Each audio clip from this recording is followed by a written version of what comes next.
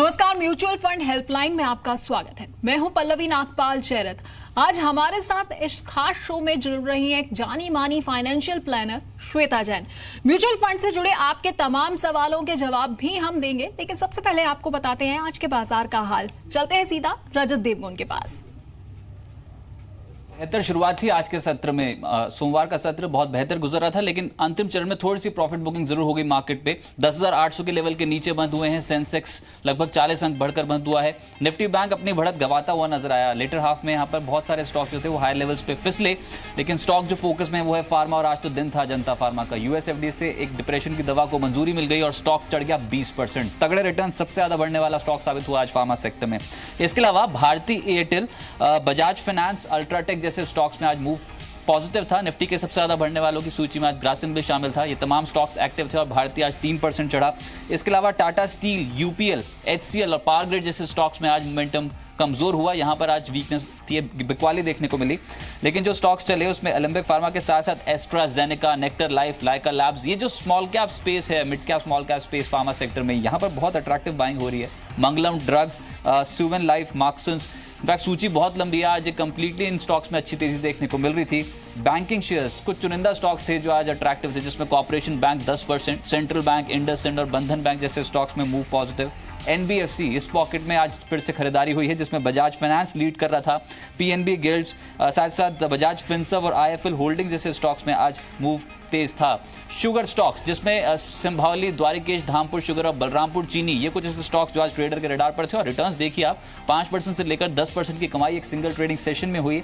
Metals mining, जिसमें Tata Metalics, cell, Tata sponge और GMDC, ये कुछ ऐसे स्टॉक्स जहां पर तेजी बनी। लेकिन आज दिन था स्मॉल कैप स्टॉक्स का, जिसमें एंड्रू यूल, तगड़े रिटर्न थे। जयकॉप, अवंती फीड्स जैसे स्टॉक्स में मोमेंटम था और पीसी ज्वेलर रिकवर करता हुआ नजर आया, लगभग 7% की तेजी बनी।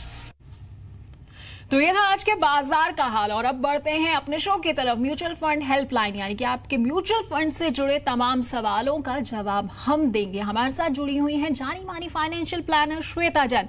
श्वेता जी, सबसे पहले अपने पसंदीदा 5 म्यूचुअल फंड ऐसे बता दीजिए जिनमें निवेश करके अच्छा रिटर्न हासिल किया जा सकता है। जी पल्लवी, मैं दर्शकों को अपनी 5 पसंदीदा स्कीम ज़रूर बताना चाहूँगी, बट मैंने इसको एक मिक्स रखा है।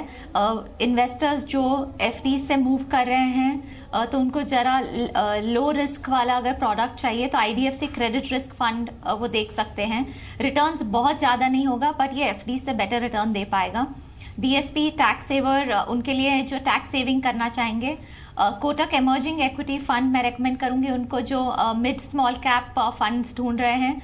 आईडीएफसी कोर इक्विटी फंड मैं उनको रेकमेंड करूंगी जो मल्टी कैप फंड में निवेश करना चाहते हैं। और इन्वेस्को ग्रोथ अपॉर्चुनिटीज़ भी मैं रेकमेंड करूंगी मल्टी कैप कैटेगरी के लिए।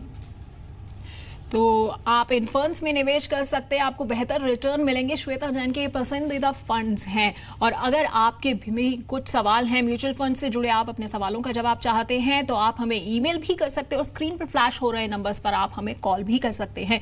तो सबसे पहला सवाल हम लेते हैं जो हमें ईमेल के जरिए ही मिला है, नीरज सिंह का, जिनकी मासिक सैलरी जो है वो 70,000 रुपए है। म्यूचुअल फंड में ये 10,000 रुपए प्रति माह के हिसाब से जो है निवेश करना चाहते हैं। और इन्होंने बताया कि इनका जीवन आनंद का जो सालाना प्रीमियम जो भर रहे हैं वो 26,000 रुपए है। और इसके अलावा एचडीएफसी टैक्स सेवर फंड में ये 1,000 रुपए मासिक निवेश भी करते हैं। और अपनी बेटी की शादी के लिए इन्हें 25 साल में 50 लाख रुपए चाहिए, और साथ साथ बेटी की पढ़ाई के लिए 17 साल में ये 40 लाख रुपए चाहते हैं। और इसके अलावा रिटायरमेंट के लिए भी इनका प्लान 1 करोड़ रुपए का है, जो कि रिटायरमेंट जो इन्हें 25 साल में ये फंड चाहिए। तो श्वेता, क्या सलाह देंगी, किन फंड्स में निवेश करना इनके लिए बेहतर रहेगा जिससे ये अपने लक्ष्यों को आसानी से हासिल कर पाए? जी, फर्स्ट तो मैं इनको कॉन्ग्रेचुलेशंस कहूँगी। अभी 3 महीने की बेटी है और इन्होंने ऑलरेडी प्लान करना स्टार्ट कर लिया है इन्वेस्ट करना उसके फ्यूचर के लिए, बहुत अच्छी बात है। 2700 पर मंथ उसके शादी के गोल के लिए जो 50 लाख का है, और 6,000 रुपये उनकी एजुकेशन गोल के लिए जो 40 लाख का है। इनके रिटायरमेंट के लिए इन्होंने 1 करोड़ का ही गोल बताया है। तो ये मैं फ्यूचर वैल्यू मान के अगर चलूँ तो आज की डेट में ये सिर्फ 37 लाख का इक्विवेलेंट है। तो मैं ये रेकमेंड करूंगी कि ये थोड़ा सा बढ़ाए इसको। आज की डेट में अगर ये 1 करोड़ का पोर्टफोलियो चाहेंगे तब तो वो अराउंड 4 करोड़ का वैल्यू होगा। तो उसके लिए इनको एटलीस्ट 15,000 रुपये पर मंथ निवेश करना चाहिए।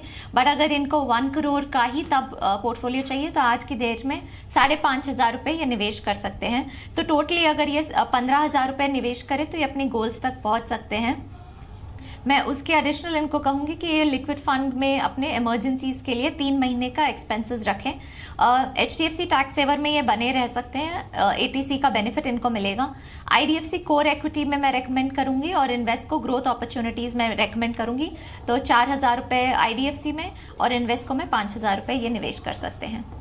तो उम्मीद करते हैं नीरज जी कि आपको आपके तमाम सवालों के जवाब जो हैं वो मिल गए होंगे। उम्मीद करते हैं कि आप अपने लक्ष्यों को आसानी से हासिल भी कर लें। एक कॉलर हमारे साथ जुड़ गए हैं, जतिन पटेल जुड़े हैं हमारे साथ अहमदाबाद से। जतिन जी बहुत बहुत स्वागत है आपका, अपना सवाल पूछिए। हाँ मैडम मैं जतिन बात कर रहा हूँ जी, बताइए अपना सवाल। मैंने मोतीलाल ओसवाल 35 में 1500 और कोटक सिलेक्ट फोकस में 2000 स्टार्ट किया है और अभी तो Kotak select focus multi cap हो गया है जी। तो अभी करना क्या चाहिए मेरे को? एक स्मॉल कैप लेना है और एक लार्ज कैप भी लेना चाहता हूँ। स्मॉल कैप में SPI स्मॉल कैप ले सकता है क्या, जो भी रीओपन हुआ है रिसेंटली? और मैं तो ईयरली 10% इंक्रीज कर सकता हूँ SIP में। और मेरा गोल आपको भेजा हुआ है मेल में। जी जी। और ये मैं भी खास पूछना चाहता हूँ कि सब गोल के लिए इतने फंड काफी है या सब गोल के लिए डिफरेंट फंड पोर्टफोलियो क्रिएट करूँ? और एक सवाल है मेरा कि पूरा लाइफ का डिपेंडेंट म्यूचुअल फंड में क्या रह सकते हैं, तो और सेविंग कहाँ पर कितनी जगह करना चाहिए? जी बिल्कुल, तो आपको आपके तमाम सवालों के जतिन हम जवाब जरूर देंगे। श्वेता जी, जतिन का जो एक सवाल है कोटक सिलेक्ट फोकस फंड के बारे में, जो लार्ज कैप से मल्टी कैप हो गया है, जब से म्यूचुअल फंड की कैटेगरीज बदली हैं, हमने ये देखा है कि निवेशक जो है काफी अब कंफ्यूज रहते हैं कि क्या उन फंड्स में बने रहना चाहिए या नहीं बने रहना चाहिए। ऐसा ही कुछ सवाल उनका भी है कोटक सिलेक्ट फोकस फंड के बारे में। उसके अलावा उन्होंने बाकी भी फंड्स के बारे में आपकी राय जानना चाहिए और वो जानना चाहते हैं कि सालाना अगर 10% निवेश बढ़ाते हैं तो अपने लक्ष्यों को क्या आसानी से हासिल कर पाएंगे? जी, कोटक सेलेक्ट फोकस एक अभी मल्टी कैप फंड बन गया है, बट ये बहुत बड़ा फंड भी हो गया है। तो आगे से जो निवेश है वो थोड़ा सा ध्यान से करें। इसीलिए जो मैंने काफ़ी स्कीम्स रेकमेंड की है वो बहुत बड़ी स्कीम्स नहीं है। उनके प्रोसेस और उनके परफॉर्मेंस देख के और उनके फंड मैनेजर देख के ही हमने रेकमेंड किया है हमारे रिसर्च प्रोसेस से। कोटक सेलेक्ट फोकस ये अभी मल्टी कैप हो गया है, बट ये इमीडिएटली एग्जिट ना करें। ये बड़ा स्कीम है तो मैनेज कर पाएगा इन्वेस्टर्स के फंड्स, तो उसमें प्रॉब्लम नहीं है। इनका एक और सवाल था कि क्या हर कैटेगरी में हमको निवेशित रहना चाहिए? हर कैटेगरी में हमको फंड्स रहना ज़रूरी नहीं है। हमको स्मॉल एंड मिड कैप में रहना और एक मल्टी कैप ऐसे हर कैटेगरी में ज़रूरी नहीं है। इनके टाइम होराइजन और रिस्क प्रोफाइल के हिसाब से इनको स्कीम्स चूज़ करनी चाहिए। इनका जो गोल है 20 साल के बाद 30 लाख बच्चों के एजुकेशन के लिए, उसके लिए इनको 3,000 रुपये पर मंथ निवेश करना चाहिए। 25 साल के बाद जो 40 लाख का है गोल बच्चों की शादी के लिए, उसके लिए 2,000 रुपये पर मंथ। और 30 साल के बाद जो 2 करोड़ का गोल है इनका रिटायरमेंट, उसके लिए 6,000 रुपये पर मंथ इनको निवेश करना चाहिए। तो इनको अपना निवेश का अमाउंट थोड़ा बढ़ाना चाहिए। मोर फोकस इनको अपना करना चाहिए कि सेविंग्स कैसे बढ़ाएं। कोटक सेलेक्ट फोकस और मोतीलाल ओसवाल में ये बने रह सकते हैं, कोई दिक्कत नहीं है। तो जतिन जी, आपके लिए सलाह यही है कि कोटक सिलेक्ट फोकस में आप बने रहें, घबराने की ज़रूरत नहीं है। तो ऐसे आपको उम्मीद करते हैं कि तमाम सवालों के आपको जवाब जो है वो मिल गए होंगे और उम्मीद ये भी है कि आप अपने लक्ष्यों को बेहद आसानी से हासिल कर लें। अब हमारे साथ अगले कॉलर जुड़ रहे हैं, विवेक यादव जुड़ रहे हैं। विवेक जी, बहुत बहुत स्वागत है आपका। जी विवेक जी, अपना सवाल पूछिए। जी मैम, मैंने SBI ब्लू चिप में 5 लाख रुपए, SBI फोकस इक्विटी फंड में 50,000 रुपए और मोतीलाल ओसवाल मल्टी कैप 35 में ऑलमोस्ट 4 लाख रुपए लमसम किया हुआ जी। और SIP कर रहा हूँ 6,000 रुपए जो है SBI स्मॉल कैप में और 4,000 रुपए SBI मिड कैप में। तो मुझे मैम 10 to 12 ईयर्स में करोड़पति बनना है, तो क्या मैं बन सकता हूँ? जी, आपकी उम्र बताइए। मैम 22। 22, ये बहुत अच्छी बात है कि आपने एक छोटी सी उम्र के साथ जो है निवेश करना शुरू कर दिया है और आप अपने लक्ष्यों को लेके काफी क्लियर है कि आप क्या करना चाहते हैं। तो श्वेता जी, क्या सलाह देंगी विवेक को? 22 साल की इनकी उम्र है और ये कहते हैं कि ये करोड़पति बनना चाहते हैं 10 से 12 साल में। जी, 10 से 12 साल में अगर इनको करोड़पति बनना है तो इनको एटलीस्ट 32,000 रुपीज़ पर मंथ निवेश करना चाहिए। तो इनको अपना निवेश थोड़ा सा बढ़ाना पड़ेगा। मेरा रिकमेंडेशन, मेरी राय यही रहेगी कि अपने इन्वेस्टमेंट्स को थोड़ा सा टाइम और दें, तो ये आराम से करोड़पति बन सकते हैं। ज़्यादा रिस्क की ज़रूरत भी नहीं पड़ेगी। इन्होंने जो लमसम इन्वेस्टमेंट्स किए हैं, मैं रेकमेंड करूंगी कि अगली बार जब इनके पास एक लमसम पैसा रहेगा इन्वेस्ट करने के लिए, तो थोड़ा सा लिक्विड में डाल दें और ओवर 3 to 6 months अगर उसको STP करें इक्विटी में तो अच्छा रहेगा। तो विवेक जी, आपको आपके तमाम सवालों के जवाब मिल गए हैं। बस एक चीज हम बार बार बोलते रहते हैं कि अपने पोर्टफोलियो को जो है वो जरूर रिव्यू करते रहें समय समय से। अगला एक ईमेल है जो हमारे पास आया हुआ है अरुण का। इनकी उम्र 37 साल है। ये म्यूचुअल फंड में जो है निवेश करना चाहते हैं और ये कहते हैं कि ये 50 से 75 हजार रुपए तक का निवेश कर सकते हैं। इन्हें 10 साल में अपने घर के लिए 50 लाख रुपए चाहिए और बच्चों की पढ़ाई के लिए 19 साल में इन्हें 1 करोड़ रुपए भी चाहिए। इसके अलावा बच्चों की शादी के लिए इन्हें 25 साल में 1 करोड़ चाहिए और रिटायरमेंट के लिए भी इन्होंने अपना लक्ष्य जो है वो तय किया हुआ है। 27 साल में ये अपनी रिटायरमेंट जो है वो प्लान कर रहे हैं और उसके लिए इन्हें 2 करोड़ रुपए चाहिए। तो ऐसे में ये जानना चाहते हैं कि किन फंड्स में निवेश करना बेहतर रहेगा। जी, अगर इनके सारे गोल्स मैं इकट्ठा कर लूँ तो पर मंथ अगर ये 50,000 रुपये निवेश अभी स्टार्ट करें तो ये अपने गोल्स तक आराम से पहुंच जाएंगे। अगेन कॉन्ग्रेचुलेशंस, आपको एक नन्ही सी गुड़िया हुई है तो मेरी तरफ से कॉन्ग्रेचुलेशंस। और आप उनको उनके गोल्स के लिए ऑलरेडी प्लान करें तो बहुत अच्छी बात है। आपकी स्कीम्स का मैं रिकमेंडेशन दूंगी, आप IDFC core equity, Kotak emerging equity में 7,500 रुपये, ICICI निफ्टी नेक्स्ट 50 में 11,000 आप डाल सकते हैं। बिरला प्योर वैल्यू में आप 7,500 रुपये डाल सकते हैं और इन्वेस्को ग्रोथ अपॉर्चुनिटीज़ में 12,000। तो ये मैंने एक डाइवर्सिफाइड पोर्टफोलियो बनाया है जहां मैंने ये देखा है कि फंड मैनेजर की स्टाइल्स भी अलग रहें और मिड कैप मल्टी कैप का भी कॉम्बिनेशन अच्छा रहे, इसलिए मैंने ये पोर्टफोलियो इनके लिए डिज़ाइन किया है। तो अरुण जी, 50,000 के मासिक SIP के साथ जो है वो आप आसानी से अपने लक्ष्यों को हासिल कर सकते हैं। एक कॉलर और जुड़ गए हैं हमारे साथ, दीपक जुड़े हैं राजस्थान से। दीपक जी, बहुत बहुत स्वागत है आपका जी बिजनेस पर। अपना सवाल पूछिए। मैडम, मेरी एज अभी 34 ईयर है एंड मेरी फैमिली में मेरे parents, father, mother, wife and एक बच्चा है जिसकी एज अभी 1 साल का है जी। एंड एक प्राइवेट कंपनी में जॉब कर रहा हूँ। करीब 35,000 रुपये सैलरी, टेक होम सैलरी है। और अभी मैं ऑलरेडी इन्वेस्ट कर रहा हूँ SIP के अंदर।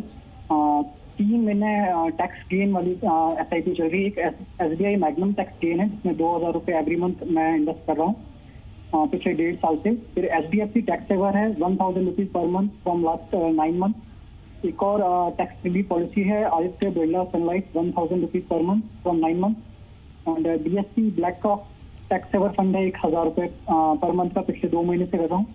एंड एक लमसम प्लान ले रखा है एटलीन टैम्पटन का, वो पिछले 6 महीने का।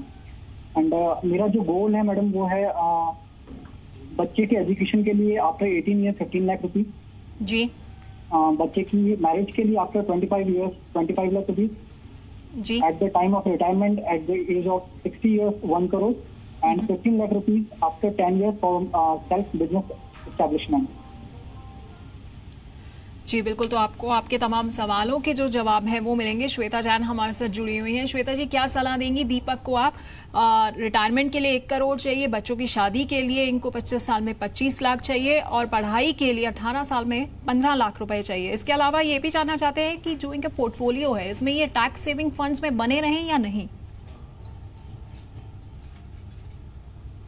जी, इनके गोल्स के लिए अगर इकट्ठा मैं बताऊं तो इनको 15,000 रुपये पर मंथ निवेश करना चाहिए। अभी ये 5,000 तकरीबन कर रहे हैं, तो इनको सेविंग्स अपनी थोड़ी बढ़ानी पड़ेंगी, धीरे धीरे बढ़ा सकते हैं, बट हमको अपने पैसे को लॉन्ग टर्म इन्वेस्टमेंट करना चाहिए। इसलिए जितना जल्दी ये बढ़ाएंगे उतना जल्दी इनका पोर्टफोलियो को टाइम मिलेगा बढ़ने के लिए। इनकी सारी स्कीम्स टैक्स सेवर हैं, कुछ 2 महीने पहले ली है और कुछ 1.5 साल पहले ली है। टैक्स सेवर का लॉक इन रहता है 3 साल, तो ये इन सब में अभी तो बने रहें, बट मैं रेकमेंड करूंगी कि ये अगर सिर्फ टैक्स सेविंग के लिए करना चाहते हैं तो 4-5 स्कीम इनको ज़रूरत नहीं है। ये 2 स्कीम में बने रह सकते हैं, इनको बहुत ज़्यादा डाइवर्सिफाई नहीं करने की ज़रूरत है। मैं इनको रेकमेंड करूंगी कि ये जब अपना सेविंग्स बढ़ा लें तो नॉर्मल इक्विटी फंड्स की तरफ भी देख लें। कुछ हमने जो रेकमेंड किया उनकी तरफ देख सकते हैं, ये मल्टी कैप स्कीम्स की तरफ। उम्मीद करते हैं दीपक जी कि आपको आपके तमाम सवालों के जवाब जो हैं वो मिल गए होंगे। हमारे साथ अगले कॉलर जुड़ गए हैं, नितिन कुमार जुड़े हैं दिल्ली से। नितिन जी, बहुत बहुत स्वागत है आपका। Hello, good morning madam, good evening, sorry madam. Good evening ma'am, मैं कैम्स में एम्प्लॉय हूँ और मैं वहाँ पे जॉब करता हूँ, तो मेरे काफी सारे म्यूचुअल फंड मैंने लिए हुए हैं जी। SIP ली और लमसम भी है। 2.5 लाख रुपए का मैंने ICICI बैलेंस फंड लिया हुआ है मैम जी। और मैम उसमें मेरे को कंटिन्यू बना रहना चाहिए। और एक मेरा बेटा है मैडम, उसके लिए मेरे को SIP करनी है लॉन्ग टर्म के लिए, तो आप उसके लिए मेरे को सजेशन करोगे मैडम? जी बिल्कुल, आपको श्वेता जैन जी की राय जो है हम जरूर दिलाएंगे। श्वेता जी, अगर इनके पोर्टफोलियो पर नजर डालें तो उन्होंने बहुत सारे फंड्स में निवेश किया हुआ है। इनके पोर्टफोलियो में फिलहाल अभी 13 फंड्स हैं और इसके अलावा ये अभी अपने बेटे के लिए लॉन्ग टर्म के लिहाज से जो है और SIP करना चाहते हैं, तो ऐसे में क्या सलाह देंगी आप इन्हें? जी, पहली तो मेरी सलाह ये होगी कि ये अपनी स्कीम्स को थोड़ा सा कट डाउन कर ले, एग्जिट लॉस और टैक्स इम्पैक्ट देख के। पर अगर SIPs इतने सारी स्कीम्स में चल रही हैं तो मैं रेकमेंड करूंगी कि SIPs एक बार स्टॉप करके 3 स्कीम में ही करें। कोटक सेलेक्ट फोकस में कर सकते हैं, बिरला प्योर वैल्यू में कर सकते हैं और IDFC स्टर्लिंग इक्विटी में कर सकते हैं। ये तीनों इनके एग्जिस्टिंग स्कीम्स ही है, मैं और न्यू स्कीम्स नहीं ऐड कर रही हूँ इनके पोर्टफोलियो के लिए। इनमें से ही एक में अपने ये बच्चे के SIP भी कर सकते हैं। इनकी स्कीम्स में काफ़ी थीमेटिक फंड्स भी है, तो मैं रेकमेंड करूँगी कि ये ना बने रहे थीमेटिक फंड्स में, थोड़ा रिस्क उसमें ज़्यादा रहता है। तो हम निवेशकों को रिक्वेस्ट करते हैं कि ये थीमेटिक फंड्स में नहीं बने रहे, डाइवर्सिफाइड फंड्स में बने रहने से उनका पोर्टफोलियो अच्छा करेगा। जी बिल्कुल, तो नितिन, आपको सलाह तो ये है कि आपने बहुत सारे फंड्स में निवेश किया हुआ है, लेकिन श्वेता जी कहना चाहती हैं कि आप अपने फंड्स को थोड़ा कम कर दीजिए, थोड़े कम फंड्स में निवेश रखेंगे तो वो बेहतर रहेगा। और आपको एक सलाह और रहेगी कि अपने पोर्टफोलियो को रिव्यू जरूर समय समय से करते रहें। अगले कॉलर हमारे साथ जुड़ गए हैं, दिनेश बिश्नोई जुड़े हैं जोधपुर से। दिनेश जी, बहुत बहुत स्वागत है आपका, अपना सवाल पूछिए। जी ma'am, good evening. Good evening ma'am, जैसा कि मैंने मेल किया है, मेरे 2 सवाल है मैडम से जी। एक तो मैम ये है कि मेरे को 20 साल के बाद 1 करोड़ रुपए का वेल्थ कॉर्पस चाहिए जी। और दूसरा है कि मैं 2000 की SIP और लेना चाहता हूँ, तो क्या मेरे को स्मॉल कैप में लेना चाहिए या फिर कौन से? दिनेश जी, फिलहाल आपका मासिक निवेश कितना है? अभी मैम 6000 है, 2000 मेरा SBI ब्लू चिप में है, 2000 मेरा ही इमर्जिंग में है और 2000 L&T इमर्जिंग बिजनेसेस। जी, तो श्वेता आपको सलाह देंगी। श्वेता, क्या सलाह देंगी? 1 करोड़ का भी इनका लक्ष्य है 20 साल में हासिल करने का, और उसके अलावा ये 2000 रुपए की एक और ये SIP लेना चाहते हैं, कहाँ निवेश करें ये?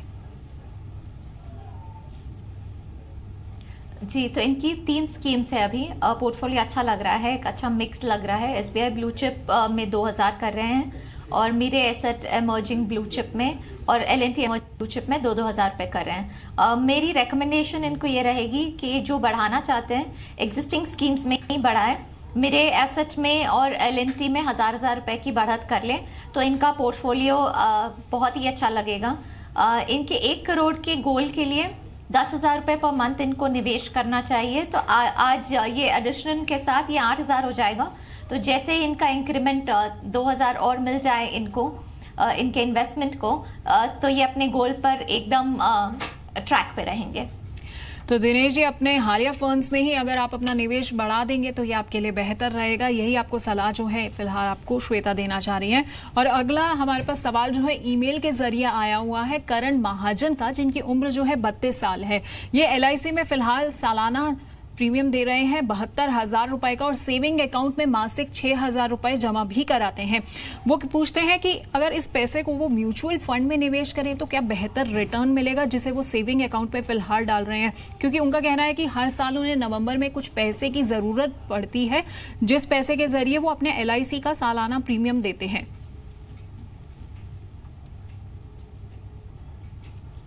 जी, ये एक अच्छा सवाल है, क्योंकि जब इंश्योरेंस प्रीमियम या कोई भी बड़ा कमिटमेंट आता है तो हम मंथली उसके लिए सेव करना शुरू कर देते हैं।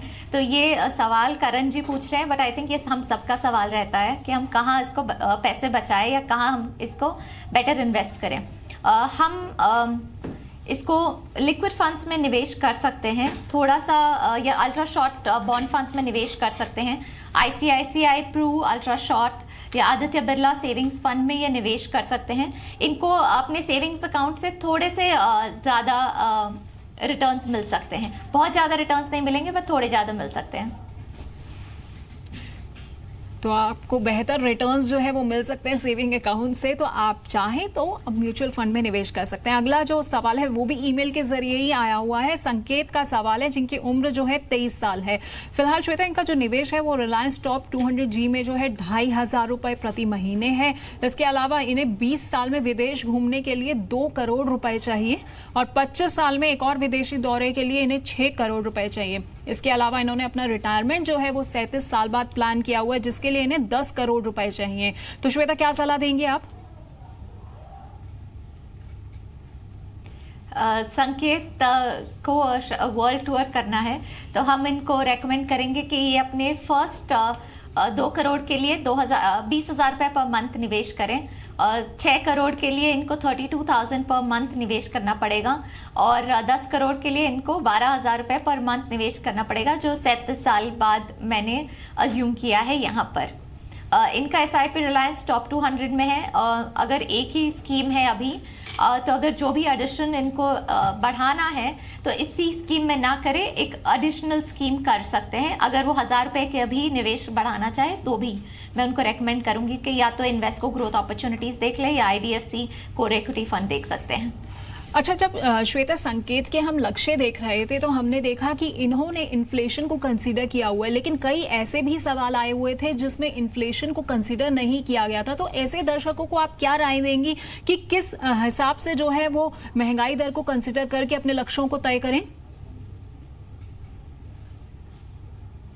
जी, ये बहुत अच्छा सवाल है आपका पालवी। यूजुअली हम देखते हैं कि निवेशक हमको आज की वैल्यू का गोल देते हैं, तो हम ये बताते हैं उनको कि कितना उनको निवेश करना चाहिए। संकेत जी ने ये इन्फ्लेशन ऐड करके बताया है, बट हमको ये भी देखना है कि अलग अलग गोल्स के लिए इन्फ्लेशन हम अलग अलग मानते हैं। नॉर्मली इन्फ्लेशन जो रिपोर्ट किया जाता है 4.5% से 5% बताया जाता है, बट आप और मैं दोनों ही जानते हैं कि इन्फ्लेशन थोड़ा सा ज़्यादा ही है, उससे काफ़ी ज़्यादा है। एजुकेशन जो गोल्स है, मैं उन दर्शकों को रिकमेंड करूंगी कि वो 10% का इन्फ्लेशन मान के चलें सालाना। हेल्थ केयर में 10% मान के चलें और नॉर्मल जो इन्फ्लेशन होता है उसको 6% मान के चलें। तो क्या होता है, हम वर्स्ट केस के लिए प्रिपेयर करते हैं तो हम थोड़ा बेटर प्रिपेयर्ड रहते हैं। और अगर वो आज की डेट के गोल्स बता रहे हैं तो वो भी कोई प्रॉब्लम नहीं है, बस बता दें कि मैं आज की डेट के हिसाब से देख रहा हूँ, क्योंकि वरना फोरकास्ट करना थोड़ा सा मुश्किल हो सकता है, कैलकुलेट करना थोड़ा मुश्किल हो सकता है। तो बस ये बता दें कि ये मैं आज की डेट के गोल्स हैं। जी बिल्कुल, तो ये आप जरूर ध्यान रखें कि जब भी अपने किसी लक्ष्य के बारे में लिखें तो उसमें महंगाई दर को जरूर जो है शामिल करें, इन्फ्लेशन का जरूर ध्यान रखें। श्वेता, बहुत बहुत शुक्रिया आपका हमारे साथ जुड़ने के लिए और दर्शकों के तमाम सवालों का जवाब देने के लिए। तो आपके मन में भी कोई सवाल है, आप हमें भेज सकते हैं ईमेल के जरिए म्यूचुअल फंड हेल्पलाइन पर, और आपके तमाम सवालों का जवाब देने के लिए हमारे साथ एक्सपर्ट्स रहते हैं जो आपके सवालों के जवाब देते हैं। और हमारी सलाह बार बार यही रहती है कि अपने पोर्टफोलियो को समय समय पर रिव्यू जरूर करते रहें।